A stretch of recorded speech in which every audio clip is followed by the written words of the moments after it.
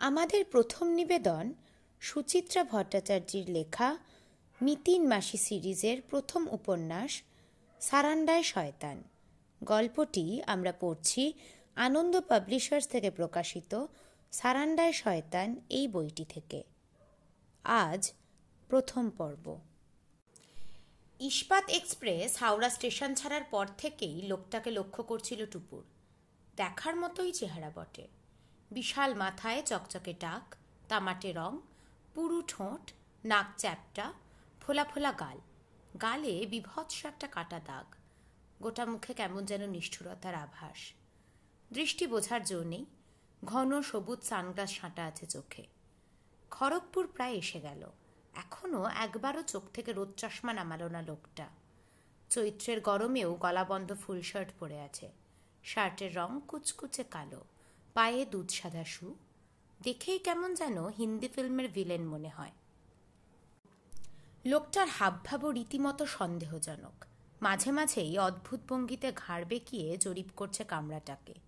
কোলে রাখা বাদামি ব্রিফকেস খোলা বন্ধ করছে ঘন ঘন।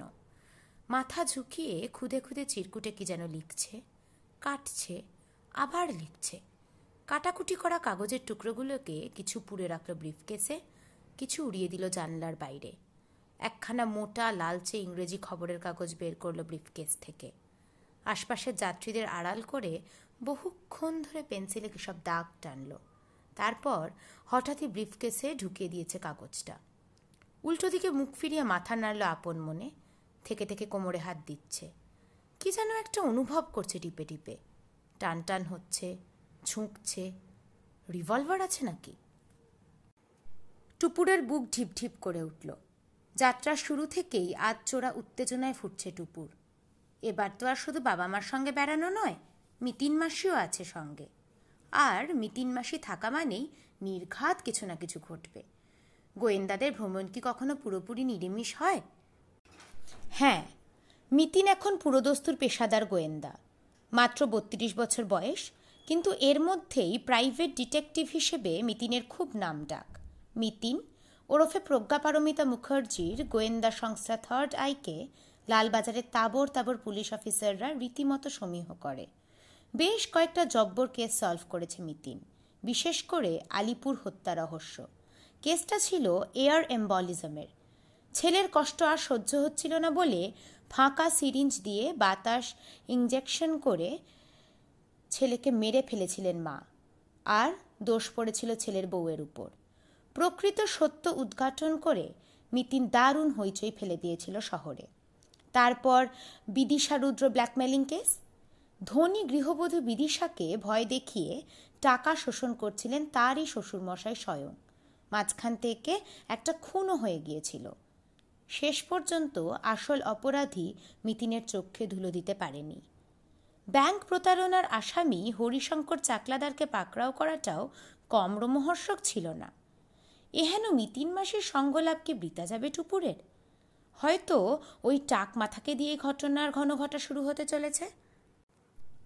টুপুরের পাশে টুপুরের মা সহেলি, তার ওপাশে মিতিন। বারবার মিতিন মাসির দৃষ্টি আকর্ষণ করার চেষ্টা করছিল টুপুর, চোখ ঘুরিয়ে, ভুরু নাচিয়ে, আঙুল নেড়ে নেড়ে। তুত, মিতিন মাসি তাকাচ্ছেই না। সেই যে ট্রেনে উঠে সিটে গ্যাঁট হয়ে বসে মার সঙ্গে গল্প জুড়েছে, হাত মুখ নেড়ে দিদি আর বোনের কথা চলছে তো চলছেই। জামশেদপুর কেন, সারান্ডার জঙ্গলে পৌঁছেও বুঝি দুজনের কথা ফুরোবে না। ইস, মিতিন মাসি কেন যে একটুও দেখছে না লোকটাকে। শুধু মিতিন নয়, কেউই লোকটাকে সেভাবে নজর করছে না। কামরা ভর্তি প্যাসেঞ্জার, সবাই যে যার মতো ব্যস্ত। কোথাও দল বেঁধে আড্ডা চলছে, কেউ ঘুমোচ্ছে, কেউ বা কাগজ ম্যাগাজিন ওল্টাচ্ছে অলসভাবে। হকাররা পসরা নিয়ে যাতায়াত করছে প্যাসেজ দিয়ে। একটা রোগা মতন কফিওয়ালা টাক মাথাকে জিজ্ঞাসা করলো চা কফি কিছু চাই কিনা। তর্জনীর ইশারায় কফিওয়ালাকে ভাগিয়ে দিল লোকটা। আশ্চর্য, একজনেরও মনে খটকা লাগলো না। এতেই বুঝি রহস্য আরও ঘনীভূত হচ্ছে। সত্যিকারের অপরাধীদেরও তো চেনা কঠিন। সহজে কেউ তাদের সন্দেহ করে না, এটাই তো তাদের বিশেষত্ব। টুপুরের সামনের সিটে টুপুরের বাবা আর মিতিনের বর পার্থ। পার্থ আর মিতিনের 4 বছরের ছেলে বুম বুম বসেছে জানলার ধারটাতে। তারাও নিজের নিজের কাজে মগ্ন। টুপুরের বাবা অবনী চৌধুরী হাতে গাবদা একটা ইংরেজি বই। তিনি বই ছাড়া থাকতেই পারেন না। বই পড়া, কলেজের ক্লাস নেওয়া আর পরীক্ষার খাতা দেখার বাইরে তার আর একটাই কাজ আছে, ঘুম। বইটা এখন হাত থেকে সরিয়ে নিলেই তিনি চোখ বুজে ফেলবেন। অবশ্য যেমন তেমন বই পড়েন না অবনীবাবু। তার চাই এক্কেবারে নিরস প্রবন্ধ, গল্প, উপন্যাস, কবিতা। অবনীবাবুর 2 চক্ষের বিষ। চার চক্ষুর। পুরো লেন্সের চশমা আছে অবনীর। পাওয়ার -8। অবনী এখন পড়ছেন ইনসেক্টস ইন অ্যামাজনিয়ান ফরেস্ট, অ্যামাজন নদীকে ঘিরে থাকা জঙ্গলের পোকামাকড়। পার্থ ডুবেছে শব্দ জব্দে। হাওড়া স্টেশন থেকে একগাদা বাংলা কাগজ কিনেছিল পার্থ। এখনও সে ডট পেন চিবোতে চিবোতে ছক পূরণ করছে। নেশা। অবনীর চেয়ে পার্থ অনেকটাই ছোট। অবনীর সঙ্গে তার বহু বিষয়েই ঘোরতর অমিল। যেমন পার্থ খেতে ভীষণ ভালোবাসে, অবনী নিতান্তই মিতাহারী। তেল মশলাদার খাবার তো অবনী ছুঁয়েও দেখে না। কথা বলতে শুরু করলে পার্থকে থামানো কঠিন। অবনী দায়ে না পড়লে বেশি বাক্য উচ্চারণই করেন না। শুধু একটা ব্যাপারে 2 ভাইরা ভাইয়ের খুব মিল। দুজনেই নিদ্রা বিলাসী। ঘুমোতে পেলে কে যে বেশি খুশি হয় বলা কঠিন। দুজনকেই অধৈর্য চোখে দেখে নিল টুপুর। না, কারোর চোখে পাতা ওঠার লক্ষণ নেই। এমনকি বুমবুম, যে বুমবুম সর্বক্ষণ যার চোখ ঘোরে, তারও দৃষ্টি অবনমিত। কচর কচর চিপস চিবোচ্ছে আর গভীর মনোযোগে কমিক্স গিলছে। বুমবুমের চালচলন, কথাবার্তা সবই একেবারে বড়দের মতো। এমন ফিচেল শিশু টুপুর আর দুটো দেখেনি। টুপুর তাকিয়েছিল বলেই হোক, কি চিপসের প্যাকেট ফুরিয়ে এসেছে বলেই হোক, হঠাৎ বুমবুম মুখ তুলল। টুপুরের সঙ্গে চোখাচোখি হতেই তার ভুরুতে ভাঁজ। কিছু বলছো? একা একাই শেষ করছিস? টুপুর হাত বাড়ালো। আমায় কটা দে। টকঝাল কাঁচকলা ভাজার প্যাকেটখানা ঝপ করে সরিয়ে ফেলল বুমবুম। গম্ভীর গলায় বলল, তোমায় চিপস খেতে হবে না, তোমার ফ্যাট বেড়ে যাবে। পাক্কা 10 বছরের ছোট ডেপো মাস্তুতো ভাইকে একটি গাঁটটা কষাতে যাচ্ছিল টুপুর। আচমকাই হাত থেমে গেল। কি কাণ্ড! টাকমাথা লোকটা যে উঠে দাঁড়িয়েছে। নড়বড় করছে কেমন যেন। মাথার উপরের বাংটা ধরে টাল সামলালো। হাতে ঝুলিয়ে নিল ব্রিফকেসখানা। টলমলে পায়ে এগোচ্ছে দরজার দিকে। এমন বেসামালভাবে হাঁটে কেন? ভোরবেলাতেই নেশা করে ট্রেনে উঠেছিল? না, এ গুন্ডা বদমাইশ না হয়ে যায় না। টুপুর আর চুপ থাকতে পারল না, প্রায় চেঁচিয়ে উঠেছে, ও মিতিন মাসি, লোকটা চললো যে। মিতিন এদিক ওদিক তাকালো। কোন লোকটা? ওই যে উঠে গেল এক্ষুনি, টাকমাথা, কালো শার্ট। ও, ওই ভদ্রলোক? মিতিন নির্বিকার। সালোয়ার কামিজের ওড়না কাঁধে গোছাতে গোছাতে বলল, উনি সামনেই নামবেন, খড়গপুরে। লোকটা কিন্তু ডেঞ্জারাস। কেন? সেই থেকে ওয়াচ করছি, কুচি কুচি কাগজে কি সব প্ল্যান ছকছিল। ভদ্রলোক একজন স্টক ব্রোকার, শেয়ার কেনা বেচার মিডলম্যান। নাম PKG কুরুপ, কেরালাইট। উনি এতক্ষণ বসে শেয়ারের ক্যালকুলেশন করছিলেন। তো তো তুমি জানলে কি করে? নামটা পেয়েছি গেটে ঝোলানো রিজার্ভেশন চার্ট থেকে। কুরুপ টাইটেলটা কেরালার লোকেদেরই হয়। মিতিন একগাল হাসল। আর শেয়ারের ব্যাপারটা বুঝলাম ভদ্রলোকের ব্রিফ কেস থেকে। ভেতরটা শেয়ারের পেপারে ঠাসা, আমি দেখে নিয়েছি। প্লাস খবরের কাগজ খুলে উনি শেয়ারের পেজই মার্কিং করছিলেন। টুপুর থতমত মুখে বলল, কিন্তু চেহারাটা তো। দর্শনধারী না হলেই বুঝি খারাপ লোক হতে হবে? ওরে বোকা, ভদ্রলোক মোটেই মন্দ মানুষ নন, বলতে পারিস দুর্ভাগা। কেন? ভদ্রলোকের শরীরটা পুরো ঝাঁঝরা, একটা পা নেই, আর্টিফিশিয়াল লিম্ব লাগিয়ে চলাফেরা করেন। হাঁটতে গিয়ে ব্যালেন্স পাচ্ছিলেন না। সম্ভবত বড় অ্যাক্সিডেন্ট হয়েছিল। গালের ওই কাটা দাগটা সেই দুর্ঘটনারই স্মৃতিচিহ্ন। গায়েও নিশ্চয়ই ওরকম আরও অনেক দাগ আছে। সেগুলোকে ঢাকতেই গলাবন্ধ ফুল শার্ট। অ্যাক্সিডেন্টে ভদ্রলোকের একটা চোখও গেছে, রাইট আই। এক চোখে দেখেন বলেই ঘাটটাকে অনেকটা ঘোরাতে হয়। কোমরেও চোট আছে, এখনও বেল্ট ব্যবহার করেন। বেল্ট বাঁধা আছে বলেই স্বস্তিতে বসতে পারছিলেন না ভদ্রলোক। মিতিনের হাসি চওড়া হলো। বুঝলি কিছু আদা গঙ্গারাম? টুপুর পুরো মিইয়ে গেল। রহস্যটায় জল পড়ে গেল এভাবে। মিতিন হাত বাড়িয়ে টুপুরের চুলটা ঘেঁটে দিল। কি রে, তোর না খুব আমার অ্যাসিস্ট্যান্ট হওয়ার শখ? অবজারভেশন পাওয়ার এত পুয়ার হলে চলবে? টুপুর আর মিতিনের মাঝখানে বসে সহেলি এতক্ষণ সব শুনছিল। পুট করে বলে উঠলেন, আর হাস না, ও হবে কিনা তোর মিসেস ওয়াটসন। মিসেস নয় বর্দি, শার্লক হোমসের সহকারী ছিল মিস্টার ওয়াটসন। তুমি টুপুরকে বড় জোর মিস ওয়াটসন বলতে পারো। ওই হলো, যে মেয়ে এখনো নিজের পেন হারালে খুঁজে বের করতে পারে না, সে কিনা করবে গোয়েন্দাগিরি। টুপুর আহত মুখে বলল, সে তো আমি ভালো করে খুঁজি না বলে পাই না। ওটাই তো তোর ত্রুটি। মিতিন বলল, অ্যাটেনশনটা বাড়া, শুধু ক্যারাটে শিখলেই হবে না, মস্তিষ্কের ব্যায়ামও চাই। দৃষ্টিশক্তিকেও অনেকটা তীক্ষ্ণ করতে হবে। পুঙ্খানুপুঙ্খভাবে না দেখলে সিদ্ধান্তে ভুল হয়ে যাবে যে। আলগাভাবে ঘাড় নাড়ল টুপুর। মিতিন মাসি তাকে পুরোপুরি বাতিল করেনি দেখে মনে মনে খুশিও হলো বেশ। 8টা বাজে, খড়গপুর স্টেশনে ঢুকে পড়ল ট্রেন। এতক্ষণে ধ্যান ভেঙেছে পার্থর। খবরের কাগজ মুড়ে রেখে তড়াক করে উঠে দাঁড়ালো। চটপট বলো, কে কি খাবে? সঙ্গে খাবার দাবার কিছুই তেমন আনা হয়নি। ট্রেনে ওঠার পর থেকে শুধু বিস্কুট আর চিপস চলছিল। সকলেরই খিদে পেয়েছে জব্বর। এই ট্রেনে প্যান্ট্রি কার একটা আছে বটে, কিন্তু সেখানকার খাবার মিতিনদের কারোর তেমন মুখে রোচে না। টুপুর তো ভেজিটেবল কাটলেটগুলো দেখেই নাক সিটকোয়।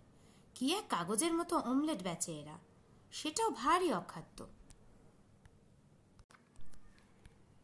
টুপুর বলল, সলিড কিছু এনো যাতে অনেকক্ষণ পেটে থাকে। মিতিন বলল, দেখো না পুরি তরকারি পাও কিনা। পার হেড 4টে করে পুরি নিয়ে নিতে পারো, হাতের কাছে কলা আঙুর পেলেও নিয়ে নিও। সহেলি বললেন, সঙ্গে লাড্ডু এনো, মিষ্টি ছাড়া ব্রেকফাস্ট জমে না। অবনী বই থেকে চোখ না সরিয়ে বললেন, আমি কিন্তু শুধু ফ্রুটস নেব। বসে বসে হুকুম ছড়া হচ্ছে। সহেলি ঝামটে উঠলেন, তুমি যাও না সঙ্গে, ও বেচারা একা একা তো আনবে কি করে। অবনী যেন শুনতেই পেলেন না। আবার ঢুকে পড়েছেন অ্যামাজনের জঙ্গলে। অগত্যা কি আর করা, পার্থকেই পরিমরি ছুটতে হলো গেটে। ট্রেন থামতে না থামতেই হুড়মুড়িয়ে ওঠানামা করছে লোকজন। যত না নামলো উঠল তার চেয়ে ঢের বেশি। মাত্র কয়েকটা সিট ফাঁকা ছিল ট্রেনের। খড়গপুরে কামরা একেবারে টইটুম্বুর।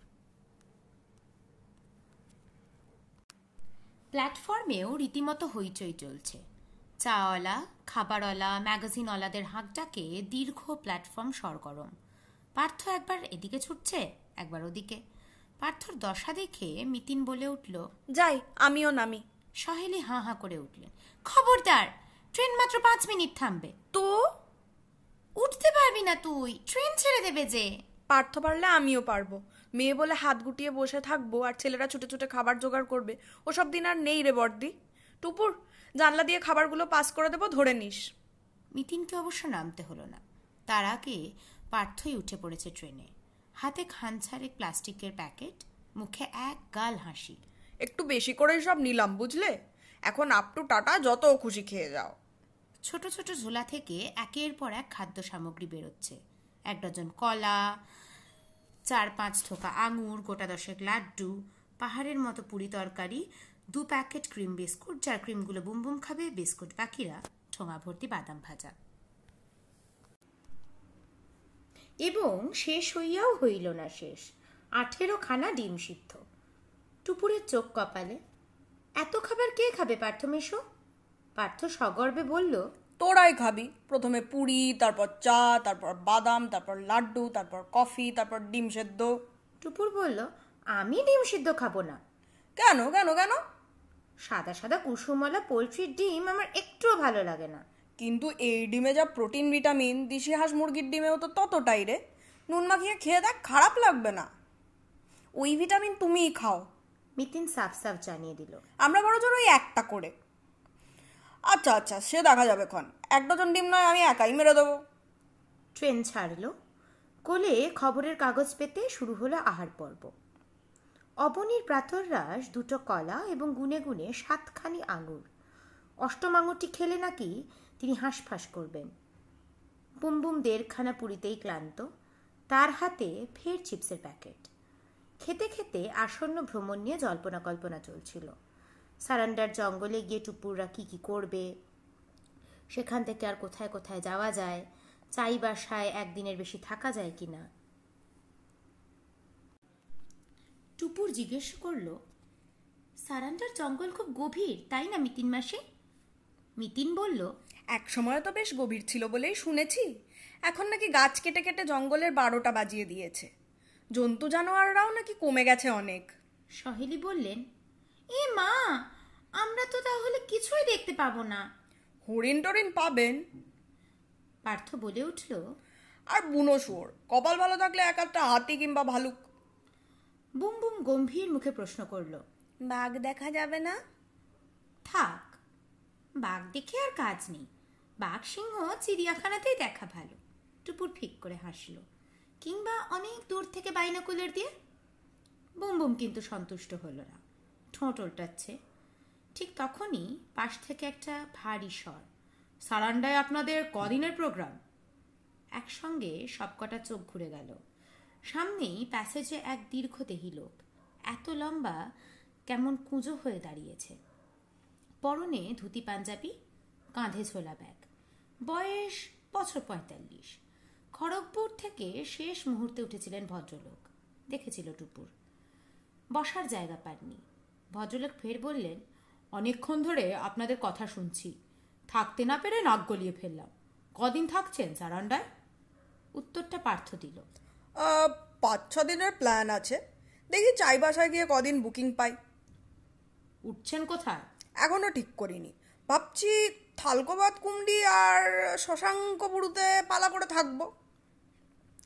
শশাঙ্কবুড়ু নয়, শাসাংবুড়ু। মিতিন পার্থকে সংশোধন করে দিল। ভদ্রলোক বললেন, শাসাংবুড়ুতে তো আপনারা থাকতে পারবেন না, ওখানকার রেস্ট হাউসটা নষ্ট হয়ে গেছে। ফরেস্ট অফিস এখন আর ওটার বুকিং দেয় না। তাহলে আর কি? পার্থ কাঁধ ছাকালো, থলকোবাদ আর কুমড়ি। যদি আমার পরামর্শ নেন তো বলি, ওই থালকোবাদ কুমড়ি সব বাদ দিন, সোজা মেঘাতুবুরু চলে যান। চমৎকার পাহাড়ি জায়গা, থাকারও কোনো অসুবিধা নেই। ইদানিং ওখানে একটা ভালো হোটেলও হয়েছে। তোফা আরামে থাকবেন আর ওখান থেকে জিপ ভাড়া করে সকালের দিকে জঙ্গলে ঘুরে আসবেন। পার্থ সামান্য ইতস্তত করে বলল, কিন্তু ওখানে থাকলে তো জঙ্গলে থাকার চার্মটা পাবো না। তাছাড়া থালকোবাদের এত নাম শুনেছি, বিভূতিভূষণ কতবার থালকোবাদ গিয়েছিলেন। হারে মশাই, বিভূতিভূষণের থালকোবাদ কি আর আছে? গেলে দেখবেন কত জায়গায় জঙ্গল একেবারে ন্যাড়া হয়ে গেছে। মিতিন ভুরু কুচকে শুনছিল, বলল, আপনার ওদিকটা খুব চেনা মনে হচ্ছে। আমি তো প্রায় সারান্ডারই লোক। তাই নাকি? তাই কথা আগে বলতে হয়। পার্থ দারুণ উৎফুল্ল। সরে বসে জায়গা করে দিলেন ভদ্রলোককে। বসুন বসুন। সহেলিও চোখ বড় বড় করে ভদ্রলোককে দেখছিলেন। বললেন, আপনি জঙ্গলে থাকেন? ভদ্রলোক মুচকি হাসলেন। আমি এখন থাকি খড়গপুরে, তবে আমার অরিজিনাল বাড়ি জামদায়। সারান্ডার জঙ্গল থেকে জামদা খুব দূরে নয়, এই ধরুন অ্যারাউন্ড 30 কিলোমিটার। আয়েশ করে সিটে হেলান দিলেন ভদ্রলোক। এক সময়ে অবশ্য জঙ্গল অনেক কাছে ছিল। ছোটবেলায় দেখেছি ভাল্লুক টাল্লুক এসে যেত জামদায়, 1-2বার বাঘও এসেছে।